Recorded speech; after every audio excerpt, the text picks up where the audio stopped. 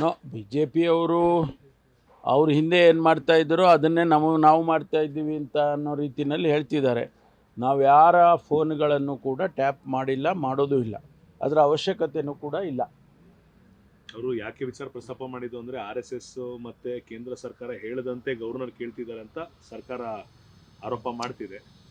ಆರೋಪ ಮಾಡೋದಕ್ಕೂ ಫೋನ್ಗಳನ್ನೆಲ್ಲ ಟ್ಯಾಪ್ ಮಾಡೋದಕ್ಕೂ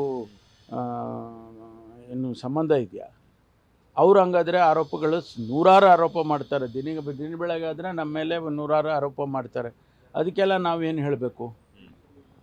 ಆರೋಪ ಮಾಡಿದರು ಅಂತ ಹೇಳಿದ ಕ್ಷಣಕ್ಕೆ ಅವರ ಪರ್ಸನಲ್ ಇದಕ್ಕೆಲ್ಲ ನಾವು ಹೋಗ್ತೀವಿ ಅನ್ನೋದು ಶುದ್ಧ ತಪ್ಪು. ನಾವು ಯಾರದ್ದನ್ನು ಕೂಡ ಫೋನ್ ಟ್ಯಾಪ್ ಮಾಡಿಲ್ಲ, ಮಾಡೋದು ಇಲ್ಲ. ಇನ್ನೊಂದು, ಚಾಲ್ತಿಗೆ ಬರದ ದ್ವೇಷ ಮಸೂದೆ ಕಾಯ್ದೆಯ ಆಧಾರದಡಿ ಒಂದು ನೋಟಿಸ್ ನೀಡಿರೋದನ್ನ ನಿನ್ನೆ ಪ್ರಶ್ನೆ ಮಾಡಿದ್ರು ಸುನಿಲ್ ಕುಮಾರ್ ಕಾರ್ಕಳ ಅವರು. ಇವತ್ತು ಕೂಡ ನಾನು ಕೌನ್ಸಿಲ್ನಲ್ಲಿ ಇದ್ದೆ. ನಿನ್ನೆ ಇಡೀ ದಿವಸ ಕೌನ್ಸಿಲಲ್ಲೇ ನನಗೆ ರೋಸ್ಟರ್ ಇತ್ತು, ಅಲ್ಲಿದ್ದೆ. ಆ ಸಂದರ್ಭದಲ್ಲಿ ಅದನ್ನು ಪ್ರಶ್ನೆ ಮಾಡಿದ್ದಾರೆ. ನಾವೀಗಾಗಲೇ ಕ್ರಮ ತೊಗೊಂಡಿದ್ದೀವಿ. ಇದೇನಾಗಿದೆ ಅಂದರೆ BNSSದು ನಾವು ಪ್ರತಿ ದಿವಸ ಪಾಠ ಮಾಡ್ತಾನೇ ಇದ್ದೀವಿ. ಎಲ್ಲ ಅಧಿಕಾರಿಗಳಿಗೂ ಕೂಡ BNSSದು ಪಾಠ ಮಾಡಿ ಅವರಿಗೆ ತಿಳಿ ಹೇಳಿ ಅರ್ಥೈಸಿ ಎಲ್ಲ ಮಾಡ್ತಾಯಿದ್ದೀವಿ. ಈ ಮಧ್ಯದಲ್ಲಿ ಅವನು ಏನು ಆ ರೀತಿ ಬರೆದಿದ್ದಾನೆ ಅಂಥೇಳಿ ಆ ಇನ್ಸ್ಪೆಕ್ಟ್ರ್ ಮೇಲೆ ಈಗಾಗಲೇ ನಾವು ಕ್ರಮ ತೊಗೊಂಡಿದ್ದೀವಿ. ಅವರಿಗೆ ಶಿಸ್ತಿನ ಕ್ರಮ ತೊಗೊಂಡಿದ್ದೀವಿ. ಈ ತಪ್ಪುಗಳು ಆದಾಗ ನಾವು ಅದನ್ನು ಸರಿಪಡಿಸೋದು ನಮ್ಮ ಕೆಲಸ, ನಾವು ಮಾಡ್ತೀವಿ. ಅದರದ್ದೇನು ಇವರು ಹೇಳಿದ ಕ್ಷಣಕ್ಕೆ ಏನಾಗೋದಿಲ್ಲ.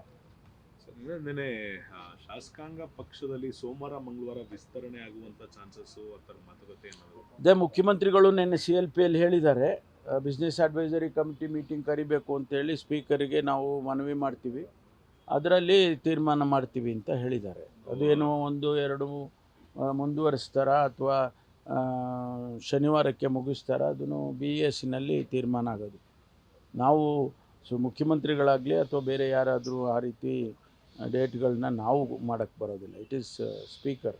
ಸರ್, SC/ST TSP ಹಣದ ವಿಚಾರವಾಗಿ MLC ಸುಧಾಮ್ ದಾಸ್ ಆಕ್ರೋಶ ಹಾಗೂ ಬೇಸರ ಎರಡನ್ನೂ ತಂದರು ನಿನ್ನೆ. ಅನೇಕ ವಿಷಯಗಳನ್ನು ಪ್ರಸ್ತಾಪ ಮಾಡಿದ್ದಾರೆ.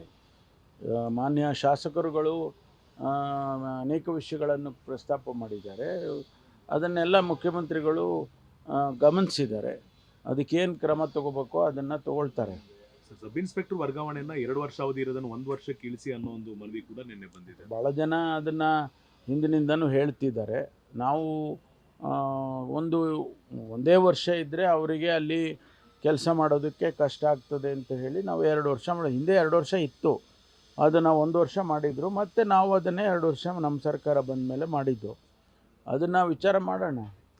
ಅದರ ಸಾಧಕ ಬಾಧಕಗಳು ಏನು, ಅದರಿಂದ ಏನು ತೊಂದರೆ ಆಗುತ್ತೆ, 2 ವರ್ಷ ಮಾಡಿದರೆ ಏನು ತೊಂದರೆ ಆಗುತ್ತೆ, 1 ವರ್ಷ ಮಾಡಿದ್ರೆ ಏನು ತೊಂದರೆ ಆಗುತ್ತೆ, ಅದೆಲ್ಲ ವಿಚಾರ ಮಾಡ್ತೀವಿ. ತಿಮ್ಮಾಪುರರವರ ಬೆನ್ನಿಗೆ ನಿಂತ್ಕೊಬೇಕು ಅಂತ ನಿನ್ನೆ CLP ಡಿಸೈಡ್ ಮಾಡಿದೆ. ಯಾಕಂದರೆ ಯಾರೋ ಒಬ್ಬ ಅಧಿಕಾರಿ ಇದು ಮಾತಾಡಿರೋದು ಎಲ್ಲೂ ಕೂಡ ಪ್ರೂಫ್ ಇಲ್ಲ ಅಂತ ಇಡೀ CLP ನಿನ್ನೆ ಡಿಸೈಡ್ ಆಗಿದೆ ಅಂತ. ಈಗಾಗಲೇ ನಾವು ಹೇಳಿದ್ದೇವಲ್ಲ, ಯಾರೋ ಅಧಿಕಾರಿ ಒಬ್ಬ ಮಾತಾಡಿದ್ದಾನೆ ಎಂದಾಕ್ಷಣಕ್ಕೆ ಮಂತ್ರಿಗಳ ಮೇಲೆ ಆ ರೀತಿ ಆಪಾದನೆ ಮಾಡ್ತಾ ಇದ್ದಾರೆ ಅಂಥೇಳಿ ನಾವು ಖಂಡಿತವಾಗಿ ಅದಕ್ಕೆ ಪ್ರೂಫ್ ಮಾಡಿ ಅವರ ಇದನ್ನು ಎಲ್ಲ ಸದನದಲ್ಲಿ ಹೇಳಿ ಅದಕ್ಕೆ ಉತ್ತರ ಕೊಡ್ತೇವೆ. ಸರ್, ಕರೆಮ್ಮ ನಾಯಕ್ ಅವರಿಗೆ ಒಂದು 60ರಿಂದ 70 ಜನ ಪುಡರೆಗಳ ಮನೆಗೆ ಬಂದು ಧಮಕಿ ಹಾಕಿದ್ರು ಸ್ಯಾಂಡ್ ಮಾಫಿಯಾ ವಿಚಾರವಾಗಿ ಅಂತ ದೂರು ಕೊಟ್ಟಿದ್ದಾರೆ. ಯಾರಿಗೆ? ಕರೆಮ್ಮ ನಾಯಕ್ MLC. ನಾನು ಉತ್ತರ ಕೊಟ್ಟಿದ್ದೀನಲ್ಲ. ನಾನು ಸ್ಪಷ್ಟವಾಗಿ ವಿವರವಾಗಿ ಉತ್ತರ ಕರೆಮ್ಮ ಅವರಿಗೆ ಕೊಟ್ಟಿದ್ದೇನೆ. ಅದರ ಪ್ರಕಾರ ನಾವು ಅಲ್ಲೇನಾದರೂ ಅಂಥದ್ದು ಕಂಡು ಬಂದರೆ ಖಂಡಿತವಾಗಿ ಕ್ರಮ ತಗೊಳ್ತೀವಿ. ನಾನು ಅವರಿಗೆ ಅಶ್ಯೂರೆನ್ಸ್ ಕೊಟ್ಟಿದ್ದೇನೆ, ನಿಮಗೆಲ್ಲ ರೀತಿ ರಕ್ಷಣೆ ಕೊಡ್ತೀವಿ ಹಾಗೆ ಅಂತೇಳಿ ಸದನದಲ್ಲೇ ನಾನು ಅಶ್ಯೂರೆನ್ಸ್ ಕೊಟ್ಟಿದ್ದೇನೆ. Thank you.